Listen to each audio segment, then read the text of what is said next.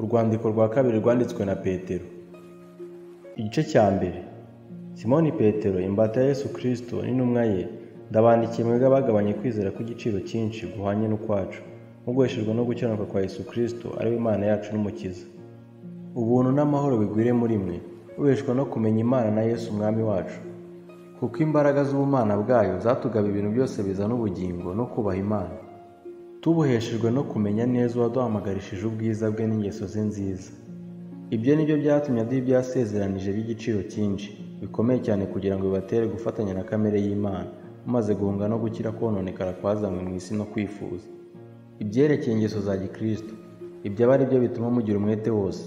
Kwizera mukongeraho ingeso nziza, ingeso nziza muzongereho kumenya, kumenya mukongeraho kwirinda, kwirinda mukongeraho kwihangana, kwihangana mukongeraho kubaha Imana, kubaha Imana mukongeraho gukunda bene data, gukunda bene data mukongeraho urukundo. Uko ibyo niba muri mwe bikabagwiriramo, bizatuma mutaba abanyabute cyangwa ingumba ku byo kumenya neza Umwami wacu Yesu Kristo. Kandi rero utagira ibyo aba ari mu myirebe biri hafi gusa, akibagirwa yuko yejejweho ibyaha bye bya kera. Nicyo gituma bene data mukwiriye kurushaho kugira umwete wo gukomeza guhamagarwa no gutoranywa kwanyu, kuko nimukora ibyo ntabwo muzasitara na hato. Ahubwo bizabaha rwose kwinjira mu bwami butazahanguka bwa Yesu Kristo, ari we Mwami n'Umukiza wacu. Nicyo gituma nanjye iminsi yose nazagira ubwo nirengagiza kubibutsa ibyo, nubwo musanzwe mubizi mugakomera mu kuri muri mwe. Kandi rero ndibwira ko binkwiriye ko mbatera umwete mbibutsa nyiri muri iyi ngando, kuko nzi yuko igihe cyo kunyagwa ingando yanjye kigiye gusohora vuba, nk'uko Umwami wacu Yesu Kristo yamenyesheje. Ariko nzayangira umwete kugira ngo nimara gupfa muzabashe guhora mwibuka ibyo iminsi yose. Burya ntitwakurikije imigani yahimbwe n'ubwenge, ko twamenyeshaga imbaraga z'Umwami wacu Yesu Kristo no kuza kwe, ahubwo twiboneye n'amaso yacu icyubahiro cye gikomeye, kuko yahawe n'Imana Data wa twese ishimwe n'icyubahiro, ubwo ijwi ryavugiraga mu bwiza bukomeye cyane rimubwira riti, nguyu umwana wanjye nkunda nkamwishimira. Iryo jwi twaryumvishe rivugira mu ijuru, ubwo twari kumwe nawe kuri wa musozi wera. Nyamara rero dufite ijambo ryahanuwe rirushaho gukomera, kandi muzaba mukoze neza nimuryitaho, kuko rimeze nk'itabaza rimurikira ahacuze umwijima rigakesha ijoro, rikagezaho inyenyeri yo mu ruturuturu izabandurira mu mitima yanyu. Ariko mubanze kumenya yuko ari nta buhanuzi bwo mu byanditswe bubasha gusobanurwa uko umuntu wese yishakiye, kuko ari nta buhanuzi bwazanywe n'ubushake bw'umuntu, ahubwo abantu b'Imana bavugaga ibyavaga ku Mana bashorewe n'Umwuka wera. Igice cya kabiri.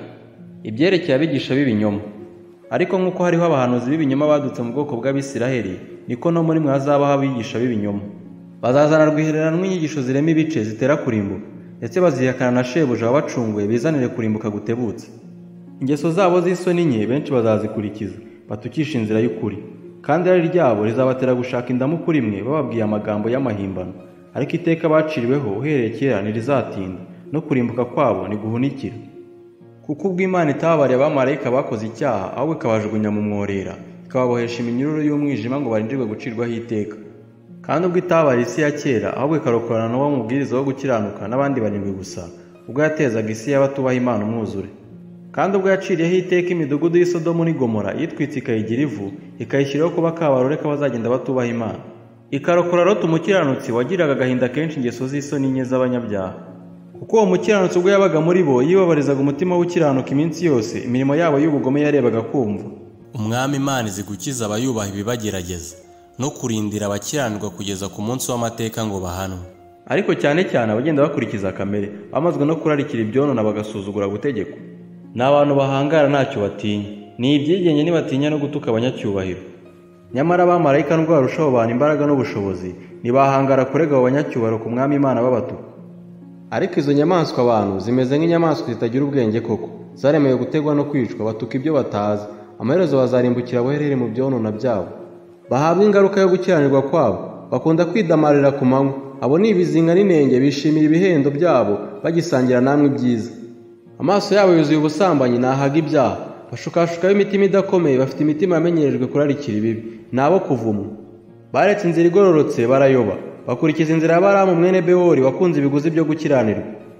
Ko muzi yuko ibyo mwacungujwe ngo muve mu ngeso zanyu bitagira umumaro mwatojwe na ba sekuruza banyu, atari ibyangirika nk'ifeza cyangwa izahabu, ahubwo mwacungujwe amaraso y'igiciro cyinshi, nk'ay'umwana w'intama utagira inenge cyangwa ibara, ariyo ya Kristo, wamenywe n'Imana kera isi itararemwa. Bashukashwa ari mu ihunga ryo guhunga abagenda bayobye, abashukashukisha irari ry'umubiri n'imigenzo y'isoni nke. babasezeranya umudendezo nyamara ubwabo ari imbata z'ibiboze, kuko icyanesheje umuntu kiba kimuhinduye n'imbata yacyo. Niba kumenya neza Yesu Kristo umwami wacu n'umukiza ko arabateye guhunga, bakava mu by'isi byonona maze bakongera kubyizingitiranisamo bikabanesha, ibya nyuma byaba birushije ibya mbere kuba bibi. Icyajyaga kubabera cyiza yaba batigeze kumenya inzira yo gukiranuka, bita ko basubira inyuma bamaze kuyimenya bakareka itegeko ryera bahawe.